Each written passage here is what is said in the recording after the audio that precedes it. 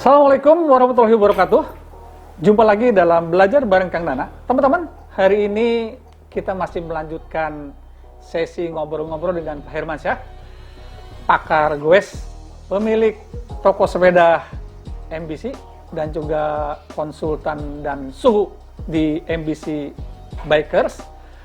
Hari ini kita ingin menggali ilmu yang lain, yaitu ilmu pengalaman Pak Hermansyah dalam mengikuti berbagai kompetisi dan juga tur yang lain, Tour de Pirikan, Tour de Bro, dan tur yang lain. Yang saya pakai ini adalah medali, bukan punya saya, ampun.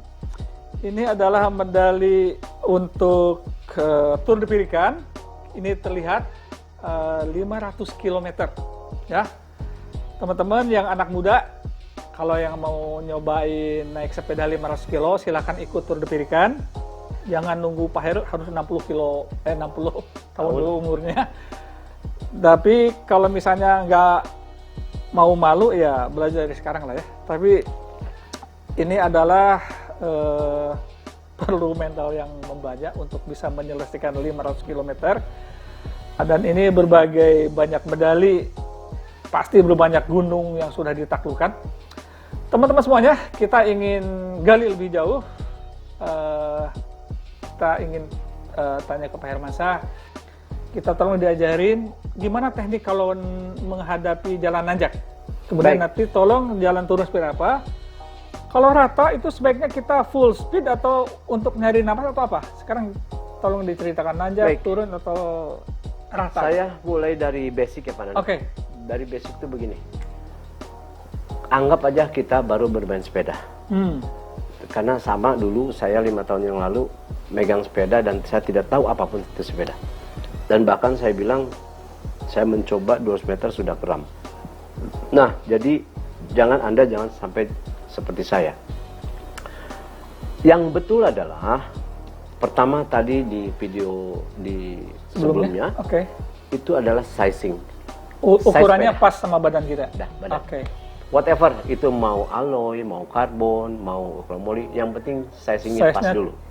Cocok. Nah, dari situ Anda harus punya juga parameter untuk speed, ada cadence atau RPM, ada distance, ada jarak di situ, ada heart rate.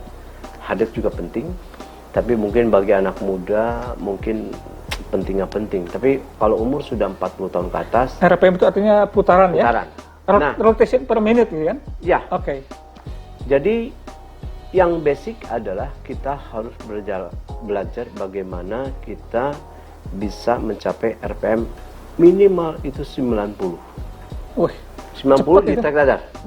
Track datar, Track datar RPM 90 ya, dengan kecepatan, kalau misalnya kecepatannya pasti itu tergantung gear. Kalau gear depan di road bike itu ada gear compact 50-34. Kalau gear 34 yang di sprocket atau di gear belakang itu kan kalau misalnya pakai Shimano 11, 13, 15, 17. Nah, kalau gear 34 dan ini di 17. Gear 34 tuh yang kecil ya? Kecil. Yang kecil. Yang ini 17 itu kan ringan sekali Pak Nana. Belakangnya 17, itu ini yang kecil. Itu harus kita putar sehingga menghasilkan di situ ada RPM atau cadence 90. Dan dipastikan itu rata-rata speed itu 25 sampai 28. Ya. Nah, kalau Anda bisa itu ditahan sampai 50 kilo dengan trek datar putar terus itu, dan sekali waktu ada 30 second. 30 second ini Anda putar di atas 130. Di atas 30 setiap... Artinya cuma setengah menit? 30 detik aja. Setengah menit, 30 detik. Putar, semaksimal RPM kuat, Anda lepas lagi.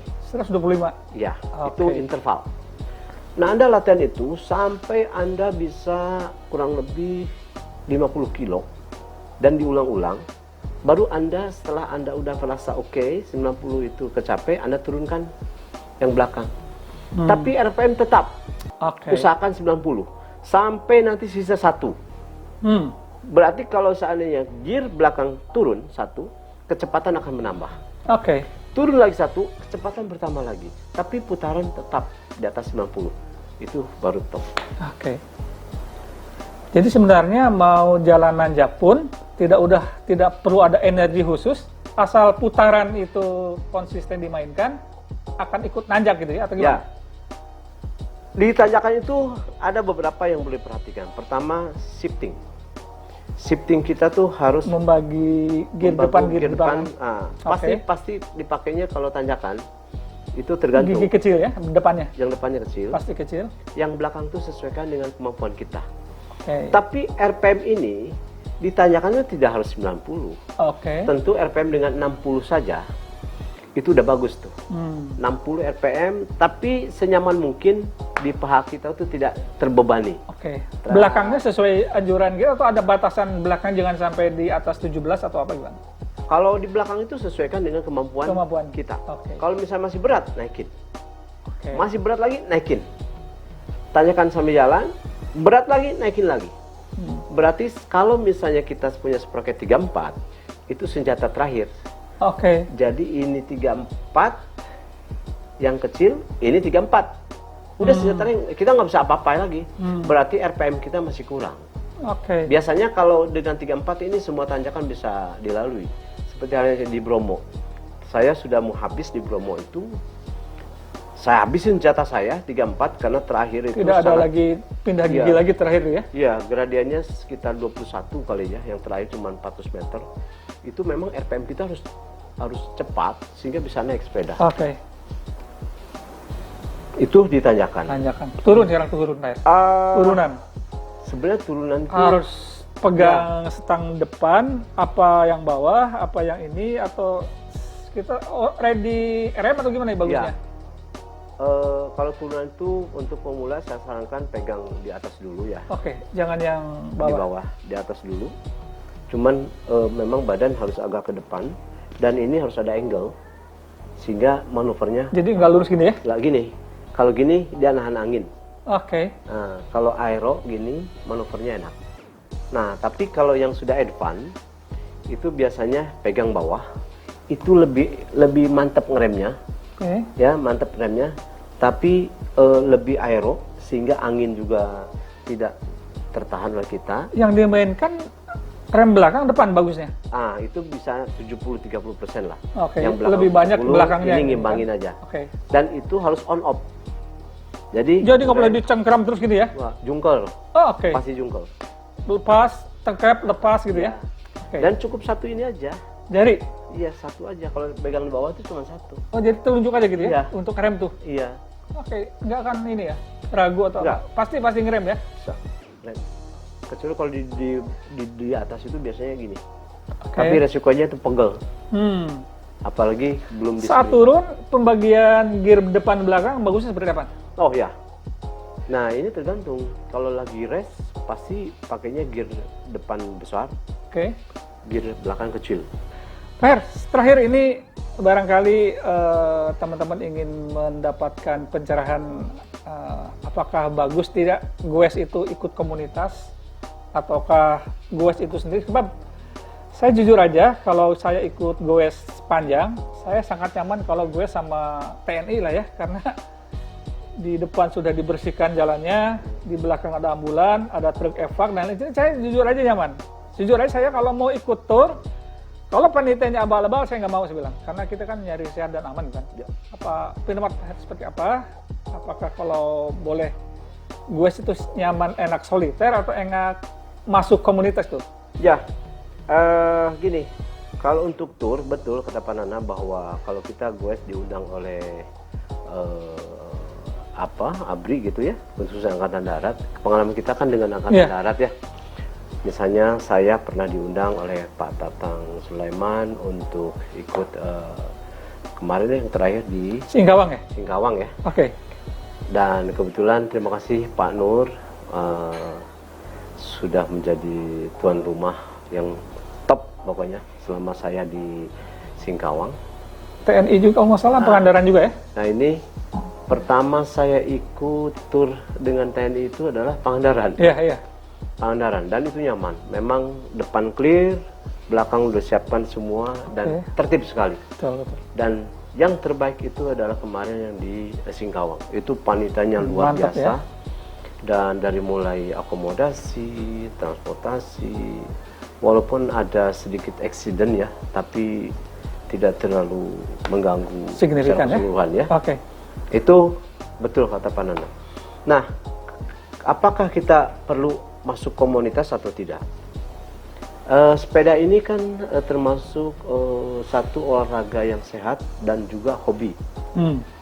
Hobi itu akan tercipta pada saat kita habit setelah terus menerus habit dalam bersepeda, akhirnya kayak edik. Oke. Kayak edik. Kalau sudah edik, biasanya untuk mengukur parameter itu kita harus ikut komunitas. Oke. Kita ada di level mana sekarang? Nah, kalau seandainya kita dari 10 ada di angka 10 di terakhir, tentu kita harus 2 kali latihan dibandingkan dengan teman-temannya untuk naik kelas. Nah, seperti itu, tapi unsur have fun-nya itu harus ada tetap. Oke. Ya, itu aja Pak Nana sebenarnya. Oke, terima kasih Pak Her. Teman-teman, saya setuju dengan Pak Hermansyah bahwa kita kalau ikut komunitas, kita bisa membandingkan kita dengan orang lain. Jujur aja dulu waktu saya ikut komunitas, begitu difoto, ternyata perut saya paling gede. Nah, dari situ ada semacam penyiksaan terhadap diri sendiri. Waduh, malu sekali. Jadi begitu difoto, saya menghindar-menghindar. Tapi ternyata itu bukan jalan yang bagus. Jalan yang bagus adalah mengecilkan perut. Alhamdulillah, saya berat badan gara-gara gue turun dari 8 ke 6, dari 86 ke 68 Pak Her. Di balik angkanya. Di balik angka. Jadi jujur aja itu adalah karena kita melihat ada perbandingan dengan caranya kita mengikuti komunitas. Teman semuanya, itulah tadi bincang-bincang dengan suhu goes kita dengan Pak Hermansyah. Mudah-mudahan ada manfaatnya. Dan kita nanti akan masuk ke sesi yang ketiga, bagaimana nyamannya ikut goeser pada saat usia sudah tidak muda lagi. Terima kasih banyak atas partisipasi teman-teman untuk menonton video ini.